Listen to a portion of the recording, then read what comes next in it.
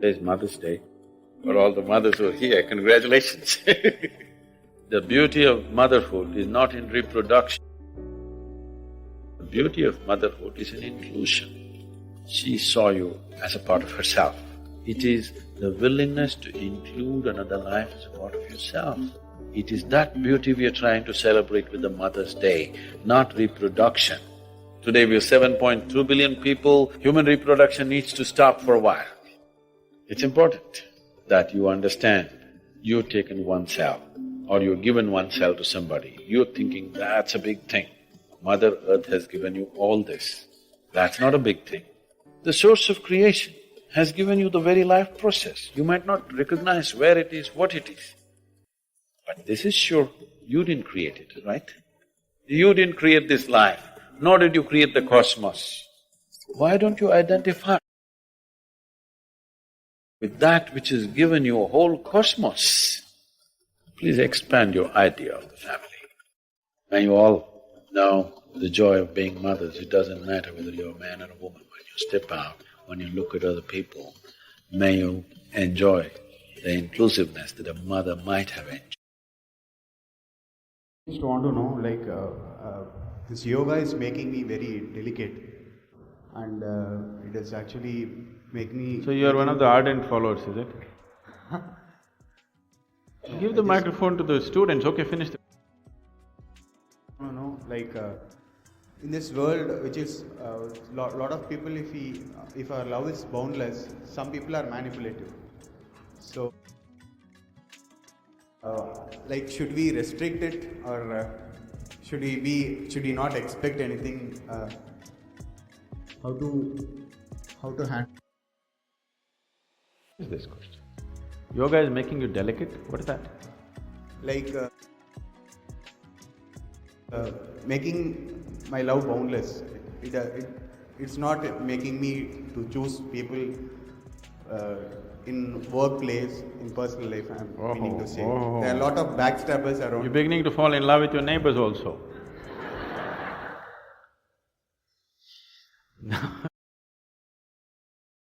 Now, please understand this.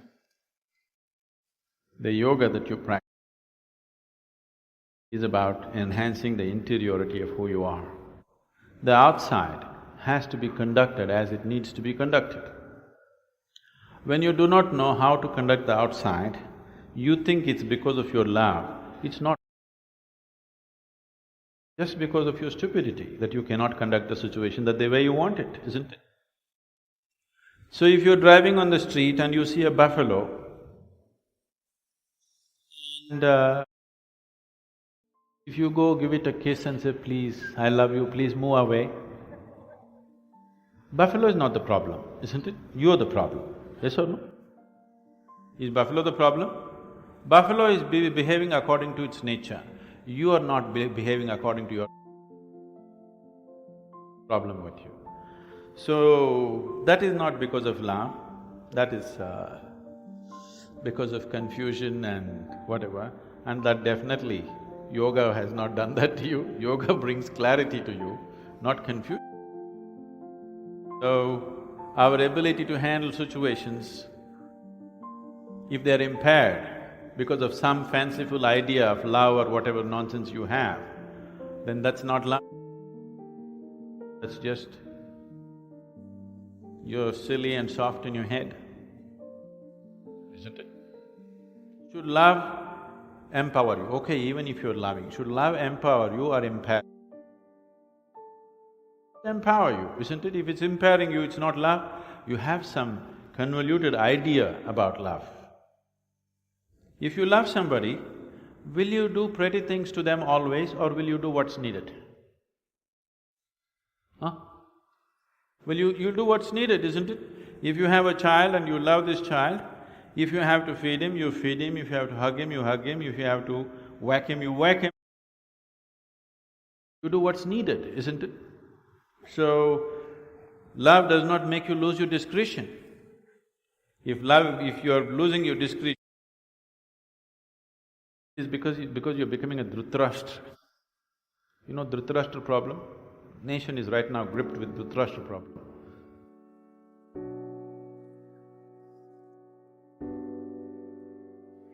that is? Don't know what Dhritarashtra. You heard of the man? The biggest influence right now in the country. We are using some 5,600 liters of water for 1 kilogram of rice. The same thing is produced in China for 350 liters of water. 84% of the nation's river water is used for agriculture. That's not the way to do it. See, these are all because this is a… can't judge anything in post-mortem, but because they gave support price only to three basic crops, rice, wheat and sugarcane. So everybody started growing. These three are very thirsty crops, they drink too much water. And anyway, the way we are growing paddy, nobody else grows it like this anywhere in the world. We are using some 5,600 liters of water for 1 kilogram of rice. The same thing is produced in China for 350 liters of water. We are farming as we were farming 1,000 years ago. The paddy crop does not need that water. To destroy the weed, we are filling water, that's all. With drip irrigation, you can grow paddy much better. You can get better yields. Our yields are also extremely low, per acre yields. And our water expensive because this land was so rich with water, we did like that in the past, that's not the way to do it. 84% of the nation's river water is used for agriculture. Agriculture is being done in a very inefficient way. All the knowledge we have sits in the universities. Farmer is still farming as he did 1,000 years ago. Nothing changed. Only thing that changed is, he moved from organic to chemical fertilizer. Everything else is just same. Still using a wooden plow, most of it. So, this Kaveri, we are looking at planting 242 crore trees. This is not that we are going to plant everything, the farmers will do it in their land. All that government needs to need is given incentive. So, to see that this is facilitated in the initial stages at least, we are in the process of, creating large… already we have some 24 nurseries, but now we are expanding this to Karnataka in a big way, leasing out large tracts of land to raise saplings. So we are asking the public, crowdsourcing the fund, 42 rupees is one sapling. So this needs to be facilitated. The last 24 hours we've been in Lucknow. The Lucknow event with the Chief Minister and phenomenal response in Lucknow. Here we are on the Lucknow-Agra Expressway, and what you see here is Ganga. Must be raining in the mountains, all brown and muddy, but she's flowing gloriously, that's nice. By today evening we'll be in Jaipur. We've already covered over 7,100 kilometers, little more than that. And probably by the time we reach Delhi, we should be touching anywhere around 9,500 to 600 kilometers. And I think we have done nearly 120 events till now, and I don't know, countless number of interviews. The media has done a great job in this part of the country too, that they're all rallying for rivers. Everybody should understand this. This is not about me, this is not about a particular institution or any kind of politics, this is about the rivers of our country. The rivers of our country means this is about our life and about the future of this nation and about the future generations who will live in this country. So, everybody should rally for rivers. We have a few more days on the road, make sure it happens in the largest possible way. How to revitalize our rivers, how to sustain them, how to preserve them, how to value them for what they are. This is something that has to become part of the national ethos and also become part of the law, that our rivers are not open to be exploited simply whichever way we want. Yes, we can make use of them, but we cannot destroy them.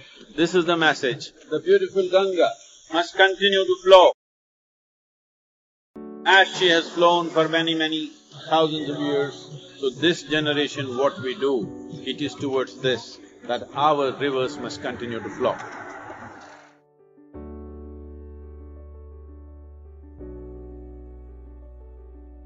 So what is Kundalini? Right now, I am speaking. This is Kundalini. You are alert and listening. If you are alert and listening, that is Kundalini. A flower is blossoming, that is Kundalini. A dog is barking, that is also Kundalini. Or in other words, the fundamental life force in the existence, we call it Kundalini. Now, within the system, within the human system, if you look at this as a kind of a life package, it's a piece of life. This piece of life is packed in a certain way with layers of this energy. One dimension of energy comes alive immediately because that is necessary for your survival process. The other dimensions of energy will not come alive unless you do something about it. Unless you're aware of it and activate it in a certain way, they do not come into existence, they remain dormant. The dormant energy is way bigger than the energy that is in use right now. To take care of your survival process, to live a physical life completely, to live a complete physical and intellectual life, you need to activate only about 21 of your chakras. Out of this 114, if about 21 of them are on, you will live a complete life. You will not feel any inadequacy. You will live a complete physical life. There'll be no problem with your life. You will think you're a great success, but you are only 21. That is less than 21% out of 114. Less than 20%. At less than 20%, you will feel like a complete life without any inadequacies. The remaining percentage of life, what is it about? It is not even needed if your intention is just to live well.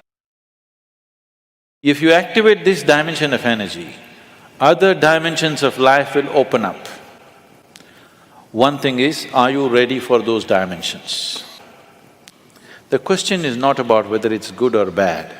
The question is just about, are you ready for it? Because even if the best things in life come to your life, when you are not ready for it, it will not be a good thing for you. In your experience, it will not be a good thing if something came to you when you're not ready for it, isn't it so? Even if it's the greatest thing, it may be the greatest thing, but it came to you when you are not ready for it, then it is not a good thing, isn't it? So are you ready for it is the first question. If you're ready for it, what can we do for it? What can we do to activate? There are various ways of doing this, many ways, but the Kundalini Yoga, are people familiar with Kundalini Yoga, practicing or… okay. Kundalini Yoga, I'm not making a comment about anybody, okay? Kundalini Yoga in its essence is the most dangerous form of yoga. I'm saying dangerous because it's the most potent also. What is most potent is always the most dangerous, if improperly handled. There are various kinds of energy in the world right now. Even the electricity is being manufactured produced in so many different ways. One of the ways that we do it is through nuclear reactions, nuclear reactors rather. It is the most efficient way of producing energy that we know right now, but it is also the most dangerous way, isn't it? When things go wrong, they go seriously wrong. When they're going right, it is the easiest and the best way to produce energy on the planet is nuclear energy actually. But when it goes bad really bad, like in ways that you can't fix it. So similarly with Kundalini Yoga, it is the most potent and it is the most dangerous.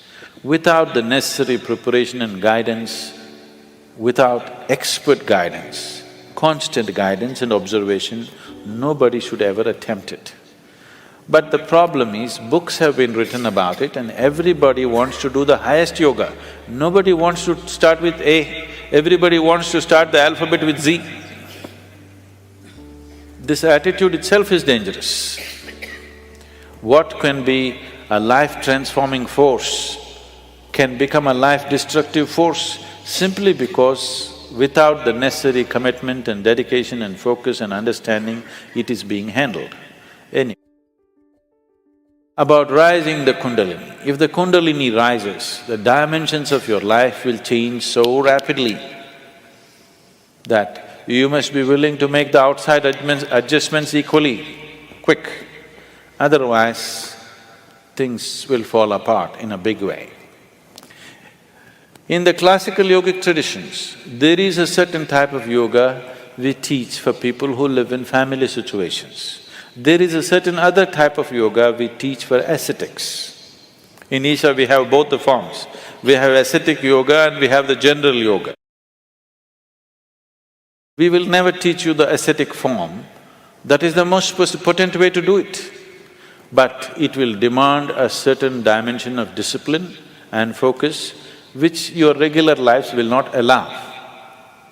If you do that kind of yoga, it will dismantle your outside life instantly. Now this yoga is not designed to dismantle your life, this yoga is designed to make your life happen better.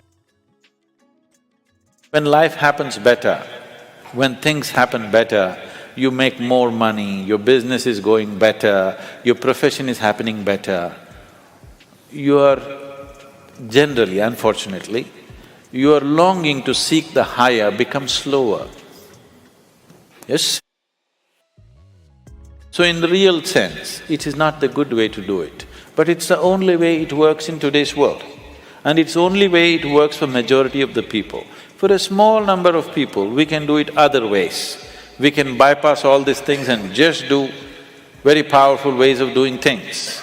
But it will dismantle all social structures around them, which is not good for everybody to do. So these are different dimensions. Kundalini yoga, if it has to be practiced, you must be in a certain kind of atmosphere. You cannot live in social situations and do Kundalini yoga. Otherwise, in the name of Kundalini yoga, you're doing something simplistic. Otherwise, Kundalini yoga can transform the way you are within days. Suddenly you find you are a stranger in your own home within 2 days of practice, because it will change everything about you. So can we raise the Kundalini? Yes, we can. One way is to create a conducive atmosphere so that slowly it rises. The other way is to provoke it in such a way that it raises quickly. If it rises quickly, then everything changes dramatically.